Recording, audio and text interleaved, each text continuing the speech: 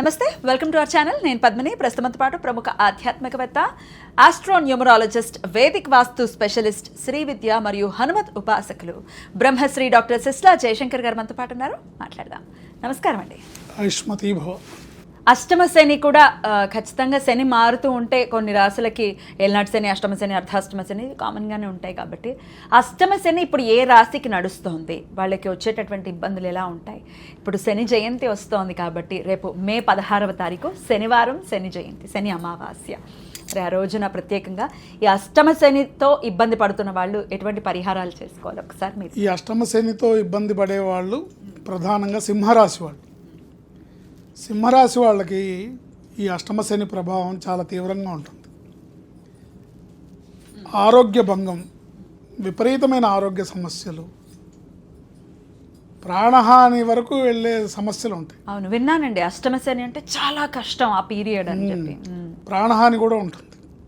చాలా జాగ్రత్తగా ఉండాలి. ఆరోగ్యం విషయంలో జాగ్రత్తలు పాటించాలి, నియమనిష్టలు పాటించాలి, సమయపాలన పాటించాలి, సంయమనం పాటించాలి.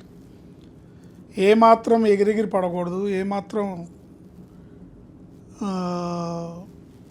దాన్ని ఏమంటారు, అత్యుత్సాహంగా వెళ్ళకూడదు. ఏది కూడా డ్రైవింగ్ విషయంలో కూడా చాలా జాగ్రత్తగా, డ్రైవింగ్ విషయంలో కూడా కేర్ తీసుకోవాలి.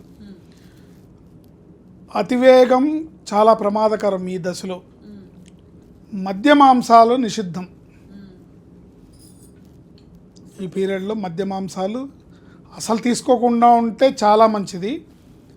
ఆమె ఉండలేమండి, మొక్కలేందో మాకు ముద్ద దిగదు అంటారా? శని ఆదివారాలు, మంగళవారం నాడు తీసుకోకండి. ఈ 2.5 అంటే ఆల్మోస్ట్ 1 year ఇంకొంది, 1 year మాత్రమే. శని ఆదివారాలు, మంగళవారం నాడు తీసుకోకండి. తీసుకోకుండా మిగతా రోజుల్లో చూసుకోండి. చాలా జాగ్రత్తగా వాహనాలు నడిపే విషయంలో చాలా జాగ్రత్తగా ఉండాలి. మాటల విషయంలో చాలా జాగ్రత్తగా ఉండాలి. ఆరోగ్య విషయంలో చాలా కేర్ తీసుకోవాలి. సమయపాలన పాటించాలి. అట్లాగే వ్యాయామం అది సమయానికి చేసుకుంటూ కాస్త డిసిప్లిన్గా మనం ఉంటే ఆయన ప్రసన్నుడవుతాడు. శని భగవానుడు ప్రసన్నం అవ్వాలంటే మనం డిసిప్లిన్గా ఉండాలి.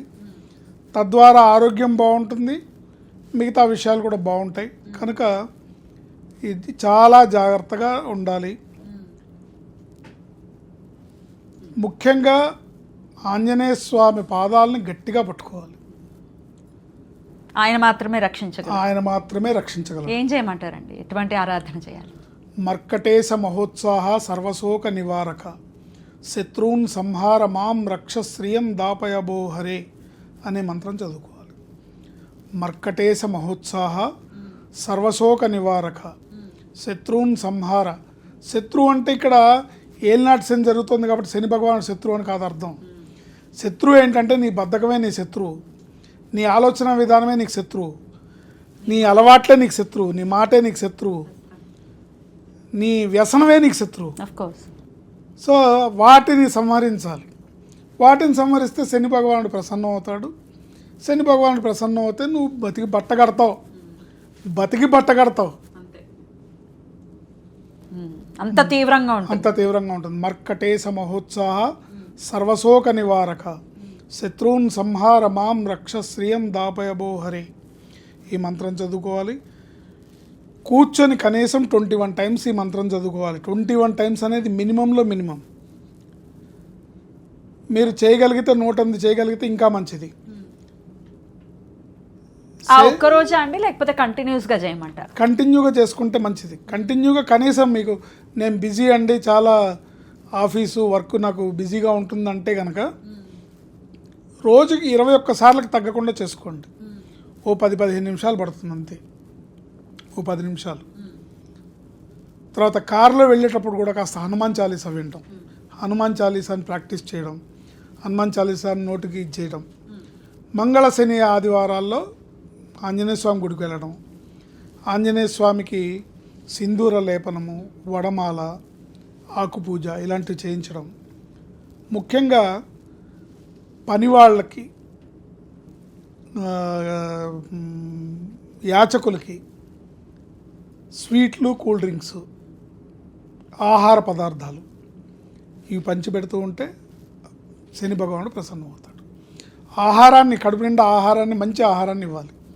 ఇప్పుడు రోడ్డు మీద యాచన చేసుకునే వ్యక్తి మీరు తీసుకెళ్ళి ఒక మంచి చక్కటి వేడివేడి బిర్యానీ పెట్టారనుకోండి, ఎంత హ్యాపీ హ్యాపీ ఫీల్ అయిపోతారు. దాంతోపాటు ఒక కోక్ బాటిల్ ఇచ్చారనుకోండి, ఆ బ్లెస్సింగ్స్ శని భగవానుడు మీకు అందజేస్తాడు. వాళ్ళు తృప్తి పడిన బ్లెస్సింగ్స్ మీకు వస్తాయి.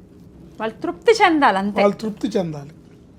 ఈ విధంగా చేసుకోవడం ద్వారా వీళ్ళు ఈ సమయంలో బయటపడతారు. ఇట్లా యాచకులకు పంచేది ఒక్కసారి సరిపోతుందండి, లేకపోతే ఇన్నిసార్లు చేయాలనే ఉందా? అంటే వాళ్ళకి ఈ పీరియడ్ అయ్యే వరకు చేస్తే మంచిది. ఇంకొక 1 year ఉంది కాబట్టి అప్పుడప్పుడు కనీసం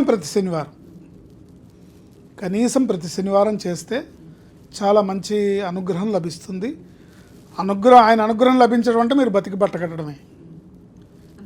చావు తప్పి కన్ను లొట్టబోయిందంటారే, ఆ రీతిలో బయటపడతారు. కాబట్టి ఈ సమయంలో మిమ్మల్ని రక్షించగలిగిన ఏకైక సత్తా ఆంజనేయ స్వామి మాత్రమే. ఈ జాగ్రత్తలు తీసుకొని ఈ జపాన్ చేసుకుంటూ ఉంటే ఇప్పుడు శని అమావాస్య వచ్చింది కాబట్టి ఆ రోజున మీరు కూర్చొని వీలైనన్ని ఎక్కువ సార్లు, పైగా శ్లోకం నోటికి వచ్చేస్తే మీరు కంటిన్యూగా డ్రైవింగ్లో ఉన్నప్పుడు కూడా చదువుకోవచ్చు, ఆఫీస్లో వర్క్ చేసేటప్పుడు కూడా చదువుకోవచ్చు. మర్కటేశ మహోత్సాహ సర్వశోక నివారక శత్రున్ సంహార మాం రక్ష శ్రియం దాపయబో హరే.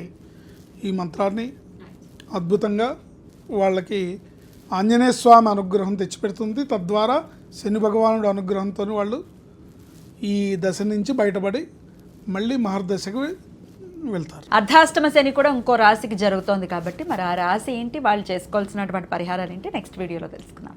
థ్యాంక్ యూ అండి, నమస్కారం. ఆయుష్మతి భవ.